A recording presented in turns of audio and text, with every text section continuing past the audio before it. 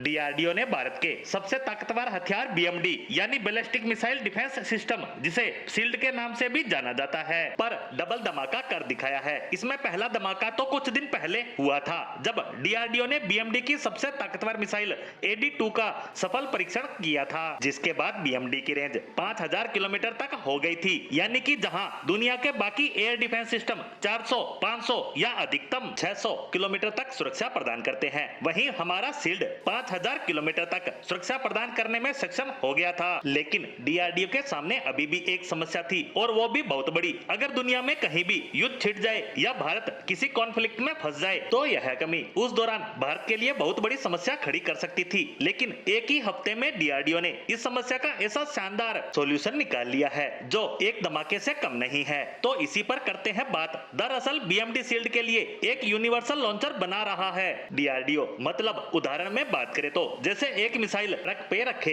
Launcher से launch की जाती है, और यही लॉन्चर मिसाइल की प्रोटेक्शन करता है जब तक उसे लॉन्च न किया जाए। उसे एक जगह से दूसरी जगह आसानी से ले जाना और फिर सफलतापूर्वक उस मिसाइल को लॉन्च करना इसी लॉन्चर का काम होता है। और इसी प्रकार के लॉन्चर का एक यूनिवर्सल वेरिएंट तैयार किया जा रहा है जो बीएमडी की इंटरसेप्टर मिसाइलों को रखे और उन्हें लॉन्च करने का काम करे। और ये जरूरी भी है, क्योंकि बीएमडी की जो दो ताकतवर मिसाइलें हैं, AD-1 और AD-2, इनमें AD-1 की रेंज 3000 किलोमीटर है और AD-2 की रेंज 5000 किलोमीटर। अब दोनों मिसाइलों की रेंज में डिफरेंस है, तो इनके वेट में, साइज में भी फर्क होगा, और इसी वजह से इन दोनों इंटरसेप्टर मिसाइलों को लॉन्च करने के लिए दो अलग अलग लॉन्चर काम आते हैं, और ये बहुत ही ज्यादा हेवी हैं और आसानी से एक जगह से दूसरी जगह उन्हें ले जाया भी नहीं जा सकता। और यही कारण है कि डीआरडीओ एक यूनिवर्सल लॉन्चर बना रहा है, जिसमें बीएमडी की इन दोनों मिसाइलों को एक ही लॉन्चर में रखा जा सके, वहां से फायर किया जा सके। और सबसे खास बात, एक जगह से दूसरी जगह सेना को इनको एक्सपोर्ट करना बहुत ही आसान हो सके। और इन सबसे भी महत्वपूर्ण बात, अगर हमें पता चलता है कि हमारा दुश्मन देश कश्मीर पर बड़ा अटैक नहीं करेगा, बल्कि समुद्र के रास्ते भारत के दक्षिणी राज्यों पर अटैक करेगा,